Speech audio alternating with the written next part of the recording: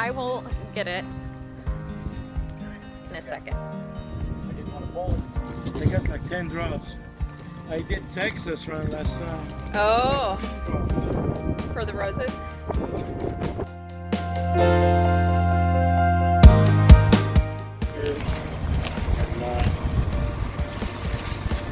Powerful enough to...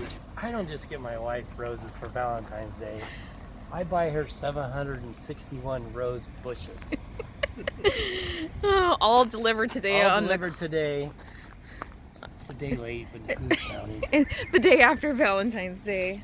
Thank you, honey.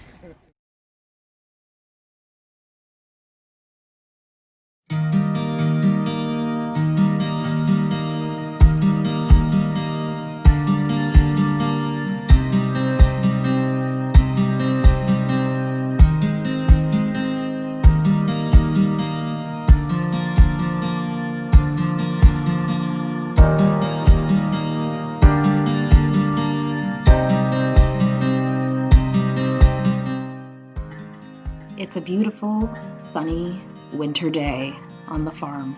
It's March, and we've got a full crew and a full day of planting roses.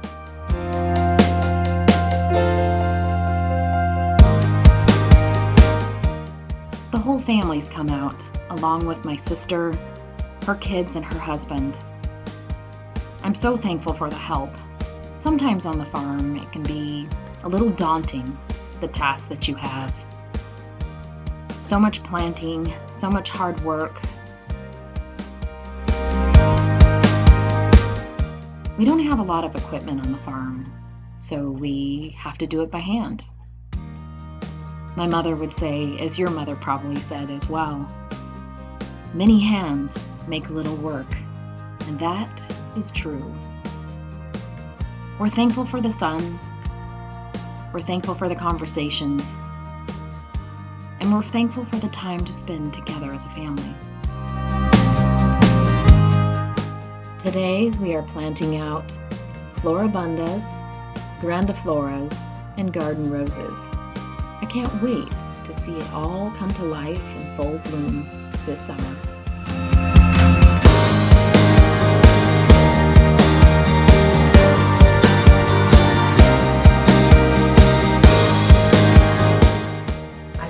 Done making a spread for the crew that's been out putting roses in.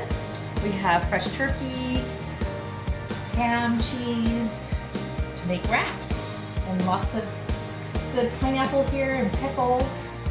These kids have been working hard, so happy to feed them.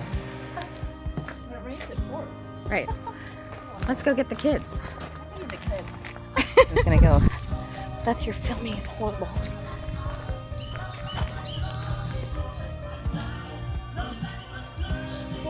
Slow us down. COVID-19 will not slow us down. Hey guys, lunch break. No, you got the heel. You got the heel, Emma. I did. I was the sacrifice. Oh, it's all good. Braden, you gonna jump in there? River, Riley, how's your plate? You did a wrap. It's a wrap, people. It's a wrap with some pineapple.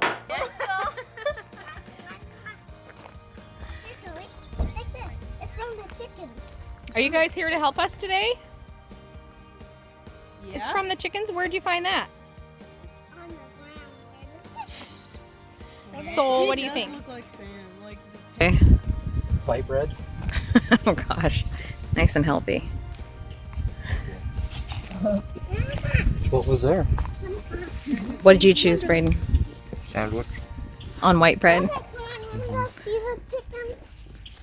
My sister Rachel came out to the farm to say hello to the animals. Are you helping us today? Soul, do you want to go help? Go get the bunnies? Look at that scowl. And go. Ta-da! Awesome. Way to fall. Way to fall. It's like a 10. Top 10. Yeah, you got a 10. Well, you'll have to try it again.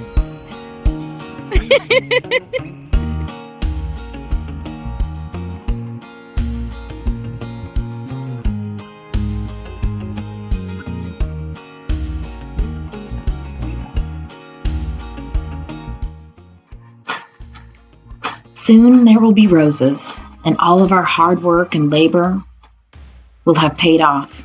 Those beautiful blooms that smell amazing, brighten any home, and create for a wedding or an event that special something that will go into the vase. Different colors, different styles, all unique and all beautiful. Full sun is recommended for roses to grow well, but you can also plant in partial shade as long as you have at least 6 hours of sun is what's recommended. Rich sandy loam soil is best, with a pH can be slightly acidic to neutral at 5.5 to 7.0.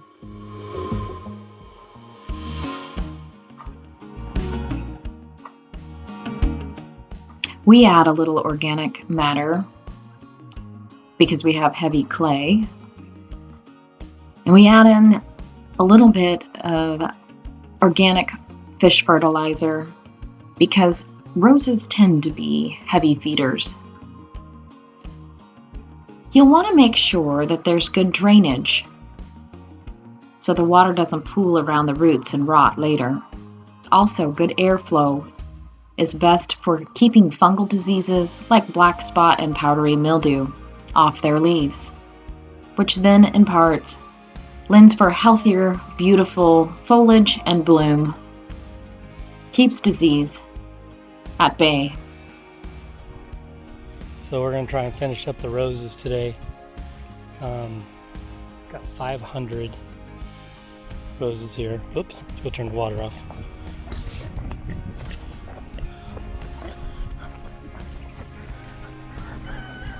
No sense wasting it. I just got to fill the barrel back up. There you go. Got some fresh water there. So anyways, we got 500 rose bushes here. We've been kind of just planting them over the last couple weeks as the weather's permitted. We've had really good weather here in the last couple days, and so the ground is drying out enough to be able to plant. So I got basically about 60 more bushes to plant, and then we'll have all 500 in the ground. And we have 175 up front plus one spot, and then another one that has 50 different roses. So hopefully, so that would be about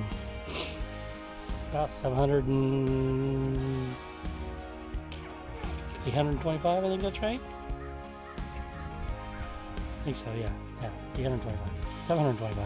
So there it's 2 foot spacing.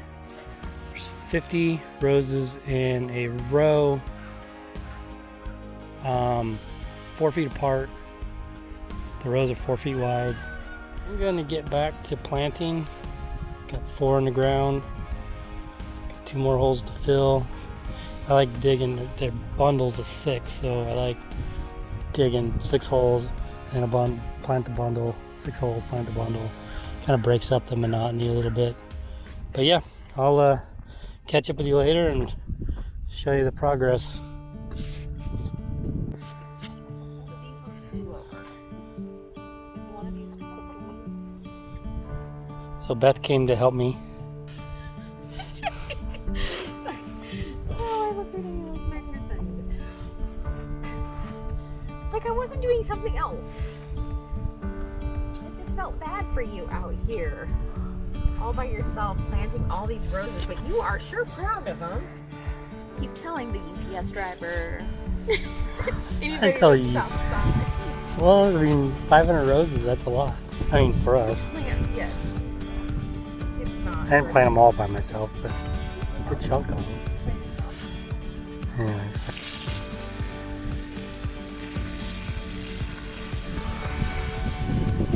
Jay, how you feeling? Good, I'm glad to get this project done. It's not completely done. Now what do you have to do? Just set up a drip irrigation system. And yeah. It's not just a little project.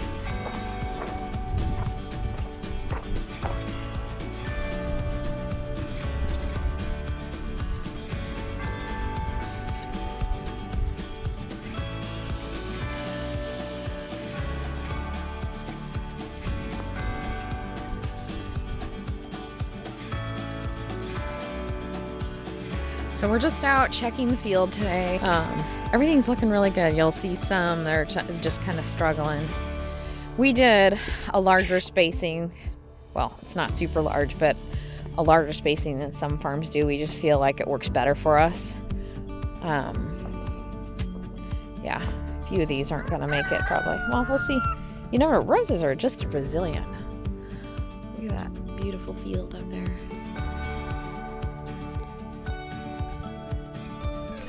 Well, today I wanted to give you a little bit of an update on the roses. These are the new roses that we planted, that you saw how we planted them. So this is kind of the stage we're at now. It's not perfect. It's something that we are working on.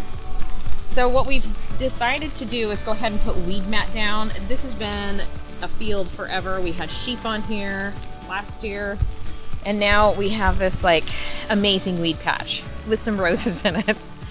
So what we've decided to do is just put down this weed barrier. This is the kind that is not grippy on one side. Jay, do you know what that is? It's DeWitt is the company that makes it. So this is the DeWitt weed mat. It doesn't have the furry side to it.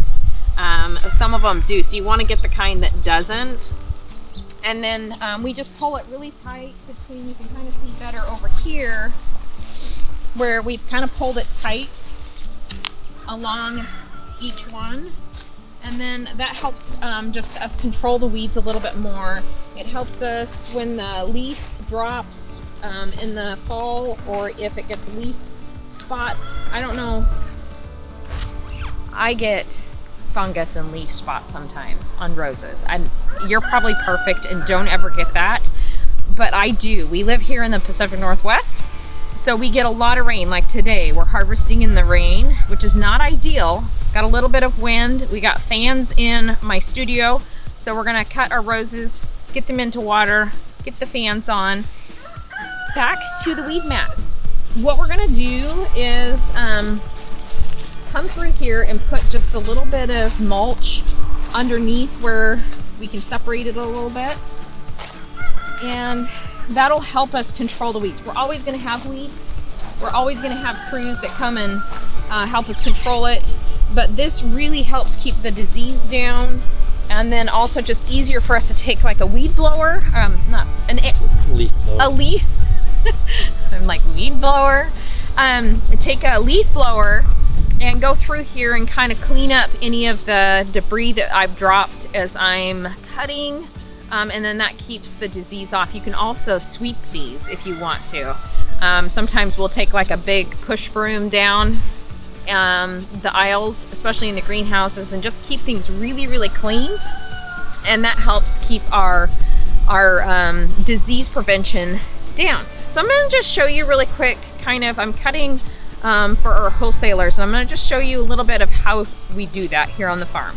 Okay, so here I am with our Coca Locos, and this is different stages of cutting. Now this is the one that we could be able to cut that when it's got the leaf guards are back. As long as you have at least 1 or 2 of these little leaf guards back, the rose typically will open. If I'm able to, I kind of wait till this stage here probably to cut. And these are new roses, so they're kind of short. I probably won't cut super heavy on these roses until next year when we can get a longer stem length. I still will cut occasionally on these, or just really selectively, but the rule is technically you should probably let them go about a year before you start cutting pretty heavy or cut at all. Some people have that theory because I am a farmer and I need to make money. We do selectively cut ours the first year. So this is a beautiful Coco Loco. This is the kind of stage that like a designer would put it into a bouquet. So if I'm designing here on the farm, like we do all the time, I can actually come out here and I can use some of these shorter stems in my arrangements for my weddings. And then sometimes I'm even able to get a rose like this, which really gives you that nice, beautiful heirloom Dutch Masters look. So for me as a farmer florist, I get the option of having a rose like this because I know it's gonna hold well just for a day. So I'll come out the day of my wedding or the day of the event and I will be able to use some of these beautiful roses where a florist might not have that option or want to buy something like this because it will shatter so quickly. But that gives us a very unique look when we're being able to design for different events. Okay, so this one is called Honey Dijon. It is absolutely stunning. It's kind of this creamy, mustardy color, obviously the name. Hello. It starts off like this, so that's not very appealing to some designers, but when they understand the beauty that this one brings on, it's quite fantastic. Let's go down here and I'll show you one. So this is what it looks like. Isn't that gorgeous? This one doesn't have too much of a smell to it. So this one here is a beautiful bloom, and I might use that if I absolutely needed to, but you can see it's got all these other buds that will bloom here shortly. So what you can do is actually, a lot of times, either I'll let this one go or I'll just snip it out, and then that is what I sell to a florist after it gets to this stage here. So all three blooms will open like that stage, and then I'm able to sell them something, a stem like this that is much more voluptuous, and you stick that in a bouquet and it really fills up a vase nicely. So we might just come through here, clip that out. It's very painful. Okay, so this is one of my favorites. The problem is when you're growing anything really light colored, white, creamies, all those really beautiful wedding colors, if you don't have them covered for the most part, when it rains, it kind of ruins or bruises your roses. So I haven't figured out if I'm gonna tunnel some of them and then have some out. I mean, you definitely get more blooms that are fine and not bruised, but like right now we're having a couple of weeks worth of rain and wind, and so it just gets a little tattered. But this is called Easy Spirit. It is incredible. I love this one. It's one of my favorites, and it smells incredible. So when I'm cutting those, we will want to cut probably more in. Let me clear the weeds here. Hang on. So we probably want to cut it something similar to this stage here, where some of those leaf guard petals are back.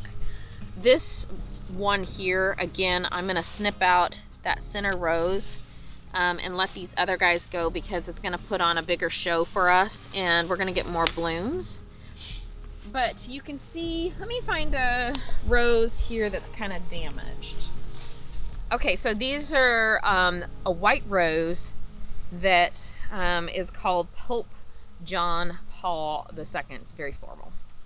But they, again, smell amazing, but they bruise super easy. So here we have, you know, this beautiful rose, but look at those brown petals.